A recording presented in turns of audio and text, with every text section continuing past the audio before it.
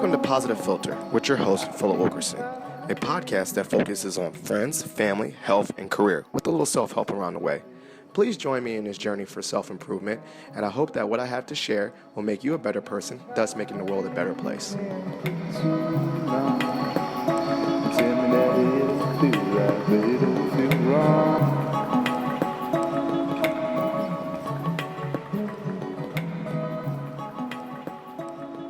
All right, ladies and gentlemen, boys and girls, it's Philip Wilkerson back with another episode of Positive Filter. I'm about to do a bunch of AKAs, so it's Philip Wilkerson, AKA the Prince of Positivity, AKA I'm old, AKA Uncle Phil, AKA I still watch Pokemon, AKA the best of Snorlax. And I'm joined by two guests. Let them introduce themselves and their AKAs. Not AKAs as in ladies, but the AKAs as in their aliases. My name's Jermaine, a.k.a. Gold Coast Poppy, a.k.a. That's the Old Me, a.k.a. J Nasty, a.k.a. J Bands, More Money, More Problems, a.k.a. Your favorite alpha. A.k.a. the Ambassador of Alexandria. Oh, yes, the I forgot to say that to you, the Black Man of, a.k.a. the Black Man of Burke. That's me. Whoa, I guess I got to follow up behind that with the AKAs. Yeah, but, you could just say your line name or something. I feel like that'd be so had to ask. Yeah.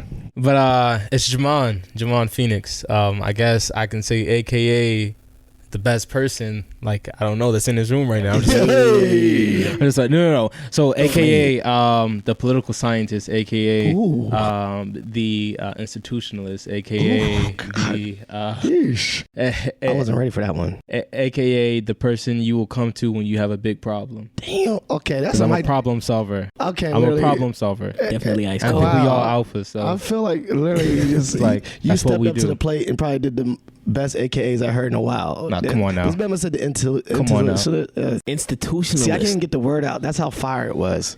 Yeah. So I am blessed to have these two young men in my house today recording what we call, the young people call podcast, aka what my parents think is a radio show.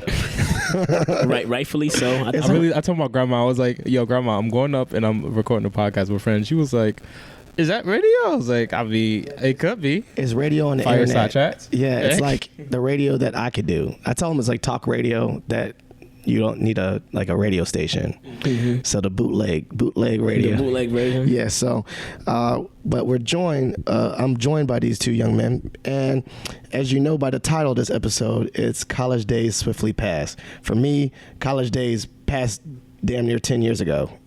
I think quick math. It's 11 years ago for me. But these two young gentlemen have just recently crossed the stage, like legit crossed the stage, like over about 3 months ago. And so I wanted to bring them on the podcast because obviously in their journey of just crossing the stage, they have some experiences. And I think that their experiences could be very helpful for a lot of people that have recently graduated or about to graduate. And I wanted them to share their experience. So for the listeners, we did our AKAs, but let's do serious. When did you graduate? Obviously, where did you graduate? And what was your major? So I graduated George Mason University 2019, electrical engineering major. Fire. I graduated from Virginia Union University, a historically black college down in Richmond, Virginia, back in May, and I was a political science major. Fire too. And I graduated, I guess I'm supposed to share when I did, 2008. Wow. 1949. When I had to go to school, we had to register ourselves with pen and paper. Yes, thank you. Next time I'm going to do some real hymns. History major. JMU, the best school in Virginia.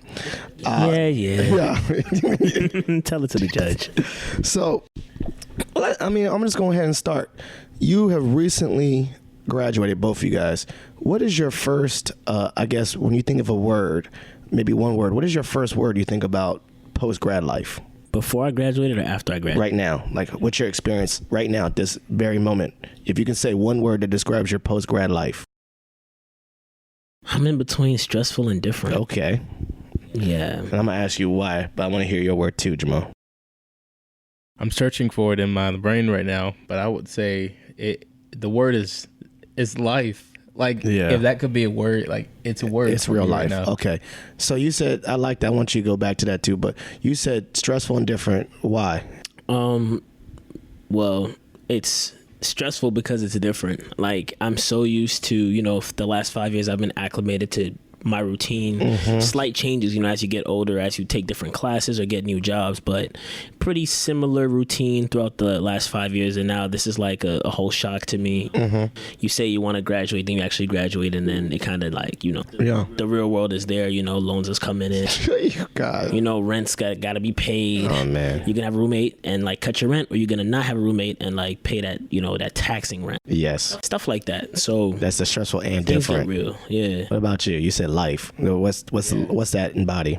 I mean, I think synonymous with Brother Azu, I think that at life, the word, it just means so much right now, especially when you graduate college. The transition itself brings on a new life for a person. It can be mentality, it can be whether new relationships, just anything. But most of all, life is hard. Yeah. Damn hard when you graduate, because look at it this way, being, I guess, in a community or being coddled for 4.5, 5, 6 years, your life is in one specific way. And so when you leave out of that community, or when you're not codified anymore as this person, right, and you get out into the quote unquote real world, like everybody looks at you like they don't care. Like, I was so shocked when I walked into, I guess, a gas station, and I was wearing my college shirt, and I'm like expecting somebody to, like, I don't know, give me something. I was entitled. I think that's what that was. I think it was like a penny that I needed to pay at Wawa, like for a piece of item, and like I'm like, all right, so can somebody give me a penny? It's only a penny. But somebody was like, can you hurry up? I think what I'm trying to say is, like, no one cares anymore. Like, that's what life is about, right? Yeah, it's I mean, literally, I mean, I could speak to that too. You know, like, you think one of the things, and I will transition to it, is like, you had social structures organized for you, and then they're gone. So one of the things I would say, if I went back in my time machine, is I remember one of the hardest adjustments for me was, like, I got to see my friends just walking around. Like, literally, I would leave my class, and I would just, you know, people, do they still call it the let out? No one called it. Golly, I'm about to really date. The let out has to do with parties. Well, that man was just called that the junk where the man would just sit on the quad all day and, like, literally didn't go to class, just seeing the people walking around. Okay, yeah. You know, just, you know, people watching or whatever, and they would wait for, like, if it's a class like the 9 or 10 to 12 class, and so they just be around by 12 so that when everyone lets out of class, they'll be there. But the fact is, you had a social structure. Like, if any point of the day I'm gonna see one of my friends, like, I didn't have to I didn't really have to text him. I could just be like, yo, he's gonna be at a cafeteria, he's gonna be on the yard, I will see this person.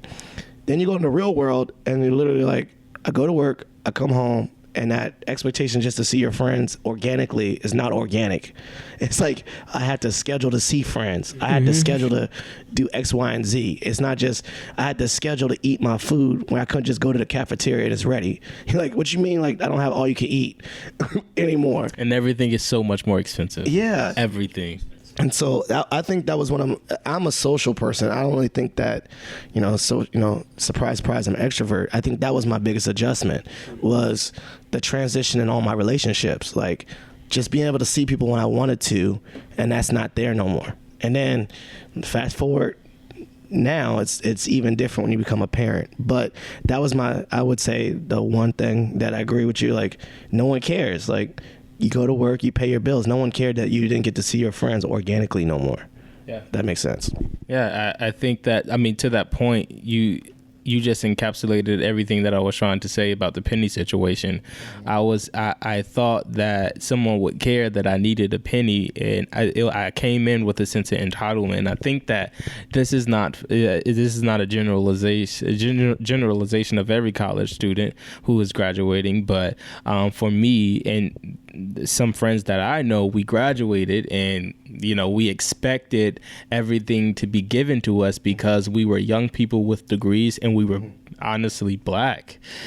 And we were like, okay, we're young college graduates. Now the world owes us something. And so in that 3 month, I guess, time span, and even in, I guess, what I would call life, like, I realized nobody owes me anything. And if I needed to make an inch into my life and to getting better, like, I needed to put in work. Yeah. And I think that, like, that's so important to realize. But yeah, I mean, that's crazy. pretty deep stuff. I mean, I agree with that too. Like, I think, and I'm a higher ed professional. I mean, and one of the things I work with young people is, you think, I try to tell them that this degree don't matter, and not like, let me not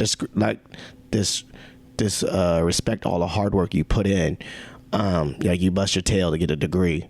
But literally, that's not what gets people jobs. It's like, what do we really get jobs? What you did. Skills, and, like, you know, what can you offer? You know what I'm saying? Like, what the world offer me, they don't offer you nothing. You got to offer things to them. So, for instance, like, oh, I got this degree, give me a job. No, they're gonna be like, I got this degree, what can you do for me? And you gotta, like, that's basically what an interview is. I could do X, Y. I see that you have a job posting, I could do X, Y, and Z. And so you're right, like, you have to, like, always continuously prove what you can do to get some validation, rather than, like, dang, I put in all this hard work, and you think, I put in all this hard work, I am owed this, and you try to go up, and then you have to prove yourself again. And I would take to your point too, is like, you know, I work really hard, I deserve a promotion. Well, most times they're gonna be like, I worked really hard, what can you do at this next level? And then you have to prove yourself over again. Like, you don't just get the promotion. You just don't even get the promotion. You have to, like, prove to the people that are hiring for that promotion that you can do this, this, and this. And it's always doing that. And I think one of the parts where I feel like it hit me like that, like a young person such as you, is that, you know, after your first couple jobs, you get in that cycle where it's not a jaded feeling. It's more like, okay, every time I want to move up or elevate myself, I had to continuously prove myself. And, like, that's basically, you get like, you know, you think I'm like a good finesser of interviews. No, I just literally had to learn how to, like, sell myself so much, because I didn't get my first couple jobs. Like, you know, out of college, I applied to like 50 jobs. Ain't nobody want me. So I had to learn how to, like, talk about it. So, like, everyone thinks that I'm so good at my career counseling job, but it was born from experience, like, not getting jobs. Like, I know, like, okay, I can tell you how to get a job, because I know it. Like, I literally applied to, I wish I could have kept track. Like, I tell all these kids, you know, do as I do, not as I say, because I didn't do this. But if I started to do what I tell y'all to do to keep track of the jobs that you applied for, I think my list will be at, like, straight up 100. Yeah. Straight up. Like 100 jobs. I applied to 100 jobs. I'm probably batting 10%, where I only, out of those 100 jobs that I applied to, I probably got interviews for 10. It's crazy. It's crazy that you said the number 10. I was reading a LinkedIn article, and it said for every recent college graduate who applies for a job, it takes literally almost 10 to 11 jobs for you to apply to get a no, to get a yes, to get that one yes, right? I mean, and that's so crazy, right? That's the average. Right. So it's not bad, though, because, like, we think about baseball, right? What's a good batting average? Good batting average is 3 out of 10, 300. Yeah. So, I mean, we're slightly below that, but, you know, that's right. Like, you got to put in perspective, like, dang, no one wants me. No, that's just a normal average. You're doing well. You got to tell yourself you're doing well. But I think, to speak to your point, is, like, you have a sense of, like, you work really, really hard. You really, really work hard in college. I know you guys did. And you feel like from that work, it should validate you to give you some kind of entitlement. And, like, it's a half, I want to, like, half say, like, yes, you should be proud of yourself. You should walk in that confidence. But then at the flip side, it's like, humble yourself and realize that you're not entitled to it. I don't know how you can have that balance. If that makes sense. Yeah. So, I mean, a couple of points that you guys made. The first one about feeling like the world owes you something. I feel that so much at my job now, because it's kind of like I'm so used to the academic structure where you're given something and you're told kind of like what to do, and then you have a textbook which, if you find it, says you how to do it, and, you know, whatever. But right now at the job, it's kind of like I have a goal and I just kind of have to figure out my way to get to it. Mm-hmm. Talk to who I need to talk to, or research what I need to research, and try to figure it out. Yeah. So that's the first point that I kind of, like, really feel. The second one is, like, the the job interviewing thing. So luckily for me, I had interned and then got a full-time offer while I was interning, right? Keep in mind, I was also like, you know what? Maybe I'm being lowballed. Maybe there's an opportunity out there. So I still applied. No response from like a lot of people. So I still feel that. And, you know, I got this feeling when I was coming in from high school that me having a college degree, especially having an engineering one, the floodgates are going to be opened. I have people who graduate with me who still have no jobs as an engineer. That's crazy. That one actually surprised me more than that. Surprised me. Just hearing that right now surprised me so much because, you know, this world is STEM. Everyone's talking about STEM. STEM. They can't get jobs either. It's like ridiculous. That's scary.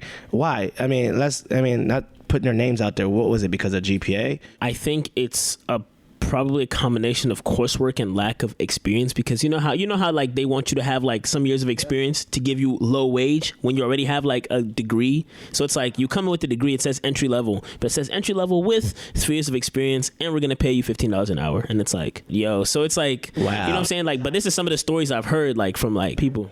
So what do they expect you to get the experience in a summer internship? I'm assuming so. For me, for my interviews, right, they were asking me about the projects I did in school. So I was very hands-on. Those who weren't hands-on, you know what I'm saying? But did they also like expect you to have like the leadership? That's why I always encourage people to like, you know, not just alpha, but anything. If you like be a president or whatever, but they expect you to already have like, you led a team. I was like, bro, how am I going to lead a team? I'm a college kid. So you have to say like, I led a team in my club and organization. Like you have to finesse that one.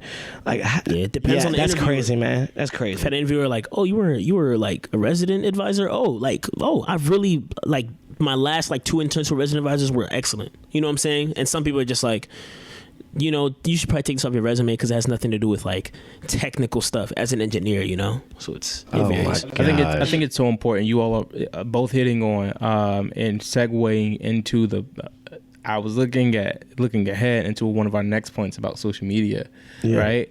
You talked about, I guess, how do you become a STEM major in college and then graduate college and not have anything lined up? Yeah. Right. I think it's so important, and it talks to what we will call that word life. Life is all about, you know, what you get and, you know, and how you present it. Right. Yeah. Making lemonade out of lemons. But the most important part is it's about for me and for everybody that I've known that just graduated college recently, it's about how you package yourself. I think that's so important. This summer, this is like the number one thing I suggest to recent graduates is to brand yourself. Like, that's so important. A part of branding, of course, is a grade point average. Of course, if you want to go to graduate school or any post graduate school, it is that score, that test score, but also it's the soft skills, right? It's how you talk to someone. Also, it's how you look, right? And you know, the world, unfortunately, is very judgmental, right? We come up with our first impressions on people in the first 10 seconds of meeting them. I think that's so important to realize, and you have to be cognizant of it. It's where you want to go.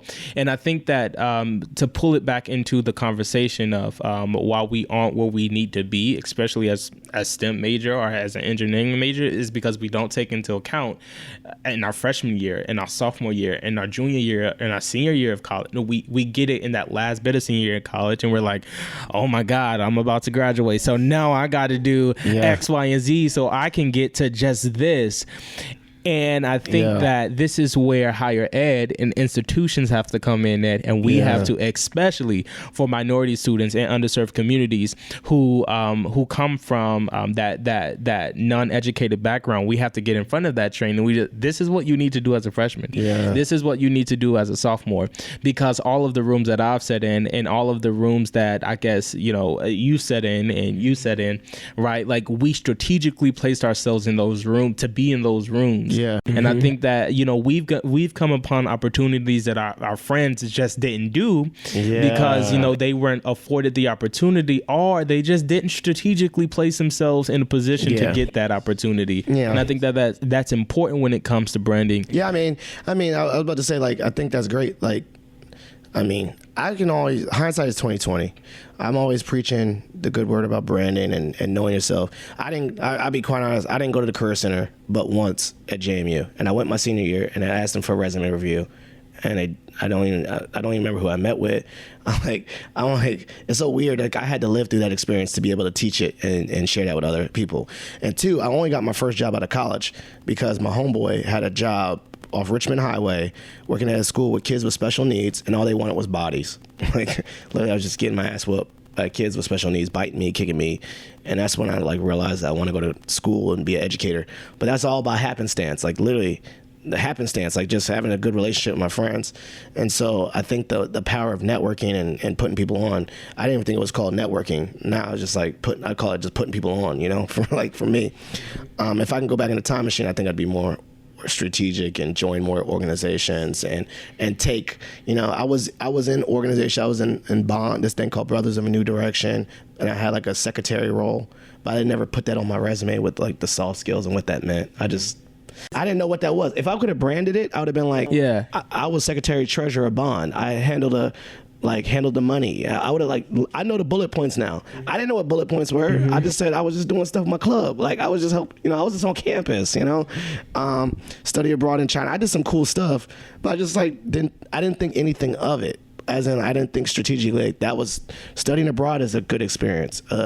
Doing Bond was a good experience. Doing alternative spring break and helping rebuild homes in New Orleans after Katrina. I did those things in college. I just didn't know how to talk about it. And I think that speaks to your point. Like, how do you talk about it? How do you brand it? And I don't want to say go out there and build up homes in Katrina just so you can brand yourself, but like learn how to think about, like, I did cool stuff in college. How do I express this cool stuff to an employer? And now I can do it finesse, like obviously easily, but I can flip it, but it didn't come naturally until I learned about what that means in my job. But I literally did not know what that meant. And I don't think a lot of freshmen or people realize that when you go to college and you're doing all these cool things, that you're actually, additionally, if you getting out of your room and actually doing things, that you are technically you're doing something, preparing yourself for a job.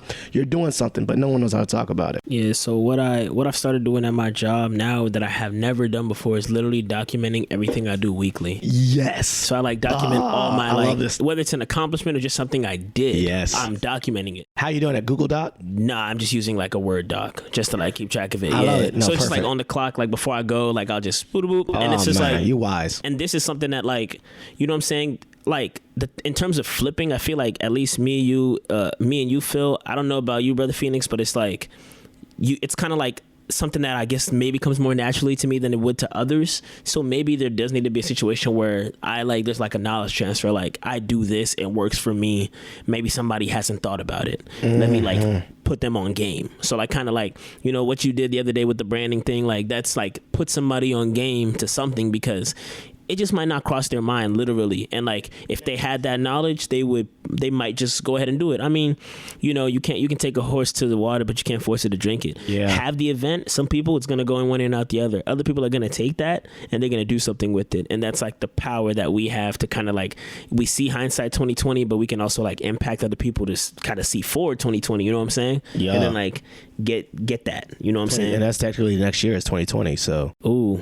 Fire. Okay, bar. I see you. The hindsight is 2020. Next year is 2020. Yeah. Flames. So yeah, branding. But I would say that to your point, and that's something that someone passed down to me, was yo, Phil, tell me what you're doing. I don't remember. She's like, okay, I need you. My supervisor told me I need you to start keeping track. So literally, I made a Google document, and at my point where it's I'm old, I guess not my day-to-day ain't so impressive. Looked at a resume, looked at students, whatever, that's not impressive. But I have a live document for accomplishments.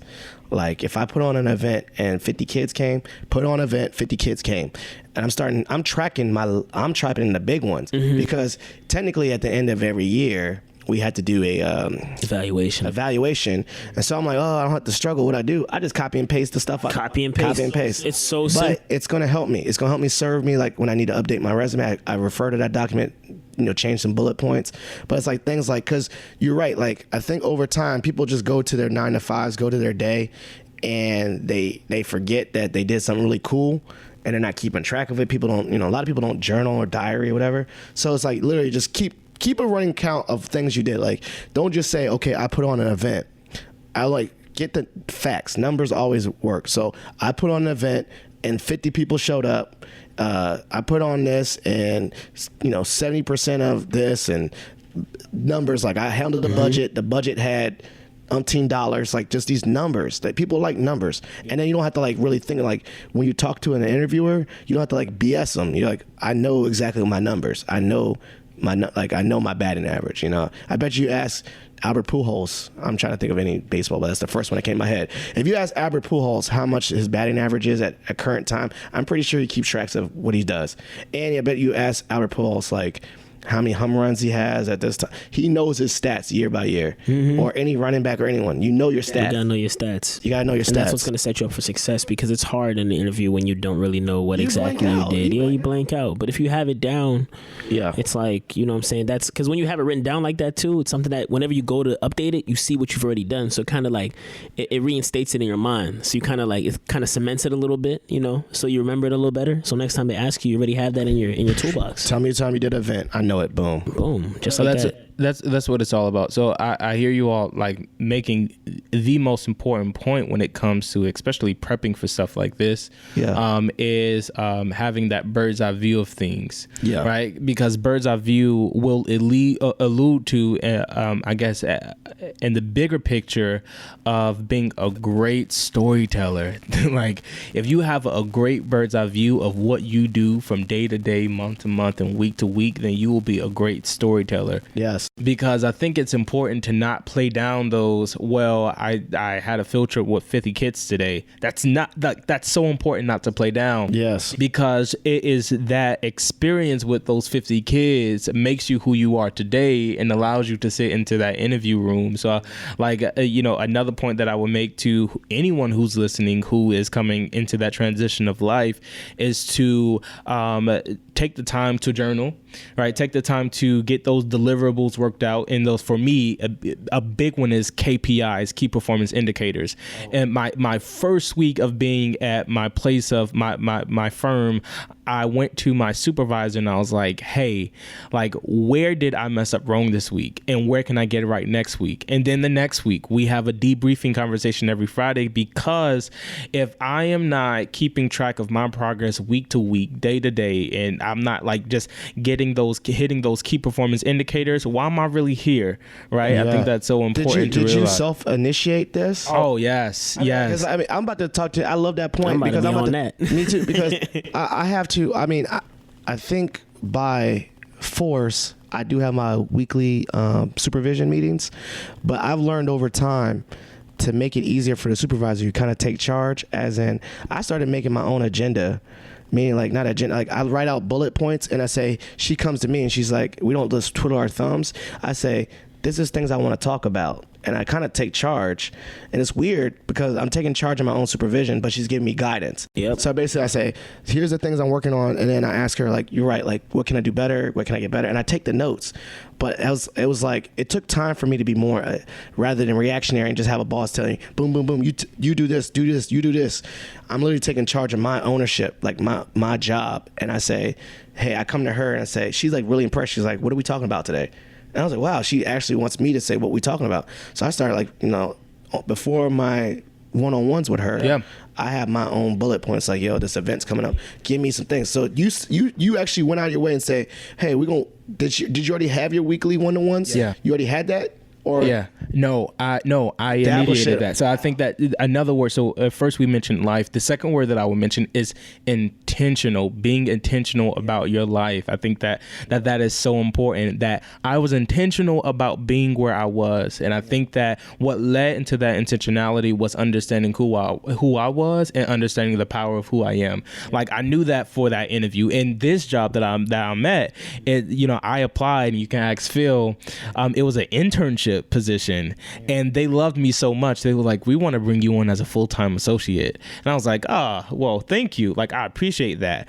But I understood who I was because I was so intentional about everything that I did.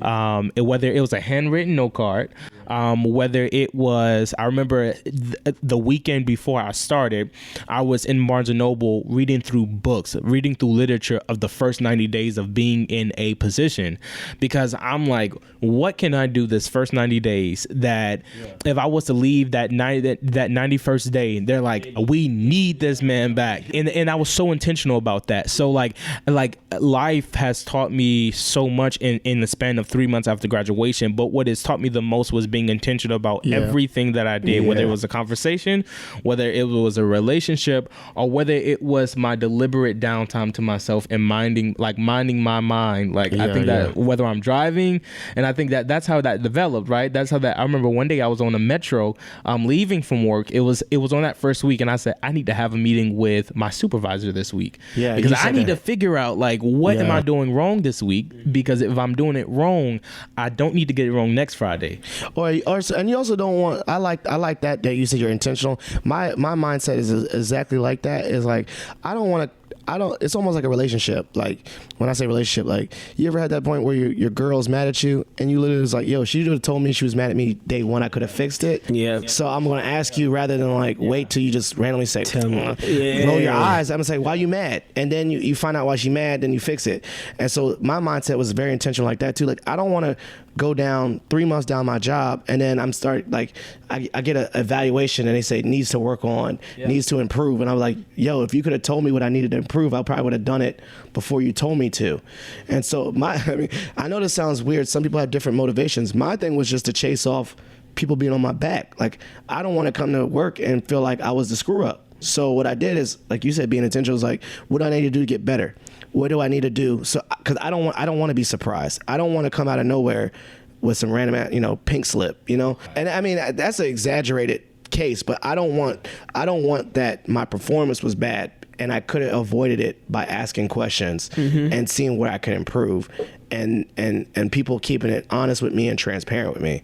So for me to get that, I literally say, yo, I think that I could do this better, and I understand that my writing needs to be better. I need to work on my writing. Before you go, I need to right there, understanding that like in the professional culture, like, and I'm in corporate, like the things that when I was in college, like when somebody told me I couldn't write, I was like, what do you mean I can't write? Like I'm a 4.0 student. Like you're not going to tell me I can't write. Yeah. But it is a specific culture that when you get into whatever field you're in, whatever industry you're in, that's in that industry. And I think that it's so important to have that tough skin. Like if somebody walks up to you and just be like, hey, you need to fix this or you need to do this. Just say, yep. Just be like, okay. Like you see it from their perspective and actually try to fix it, because you can't, like, I think that you mentioned something that's so unique about, and it ties in with our ability to be, I guess, that entitlement, that our ability to be entitled is that we don't like to change. Like we think that we have it all together. We like to keep it the same. Yeah, we think exactly. As much as we understand we're not perfect, we think we're perfect. Yeah. Like, what? Me? What are you talking about? I must be the opposite, because I think I'm always trash. So nobody's ever told you something you were like, wait, what? I like really did I thought I did this like solid. Like, what are you even talking about? This must be a confidence thing. I think if it's related to people, no. Honestly, most times when people say you did something, I'm like, yeah, you're right. Like Phil, that event, yeah, it was kind of, I don't know. I knew it was like as soon as I knew it was like the plane was going down. Like I knew this shit. Like I was like, man, no one's showing up, man. This don't try. I would say, but here's the thing, right? Like I know myself too. Like no one's ever said, Philip, you didn't know how to talk to someone like that. Like don't tell me how to like talk. Like, but like the emails and like how you word stuff and like. But that's already stuff that you kind of already like knew it was already. Yeah. But I think as soon as I hit the word send, I'm like, someone's gonna catch something. And then I had to like, I'm like I said, I know myself as a writer. I'd be looking at the email like 4 different times, like dang, and then I still send it and it still have a typo in it. And I was like, God damn, I was like, golly. But and it's that professional culture, like who do you CC and not, and that part I'm still working on. But I know my L's, and that's why the self-awareness part is me knowing what I'm going to catch L's in, and I try to just be like a step ahead of it. That's literally what I'm doing. So when I know I have an event that's really important that might, not say make or break, but it's really important that people take notice of, I try to get ahead of it and be like, yo, what do we need to do better? Who do I need to talk to?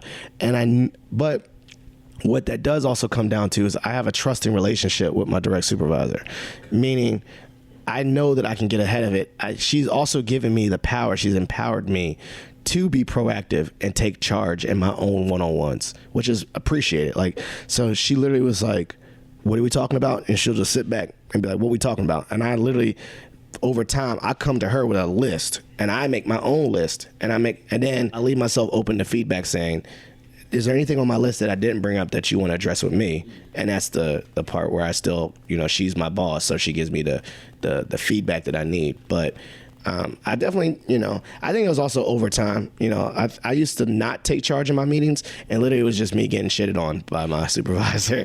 And I realized over time, like, if I don't come to this jump, if I don't, no, this is literally how it worked. This is how it spurred. It's like, I guess I must have like PTSD or something.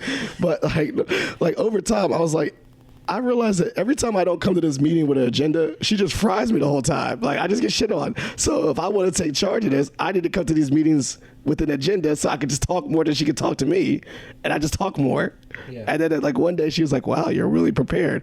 I literally was only prepared because I didn't want her to talk. like, this is my old supervisor. So the more I talked, the more I had bullet points. She was like, oh, you're so organized today. I literally was just trying to take over the meeting so she couldn't tell me what to do. Yeah. I feel that. So it's that thick skin like that Brother Phenix was talking about. So like you developed that. You was like, I'm gonna pull up on some other stuff so she knows what's up. So like, that thick skin is something that I feel like, yes, it's very interesting to develop that on the giving end, as in like, giving yourself, what I'm saying, and being, 100% yourself. But I feel like it's also on that end of like, developing the thick skin to approach people and ask them those questions. Sometimes it can be nerve-wracking asking your supervisor what you're doing wrong. It's like, oh, she ain't saying I did nothing wrong, so I guess I'm doing it right, because when in reality it's like you have to develop that thick skin. So this is just advice to everyone out there. Just, if you have a supervisor and you haven't approached them in a way where they can give you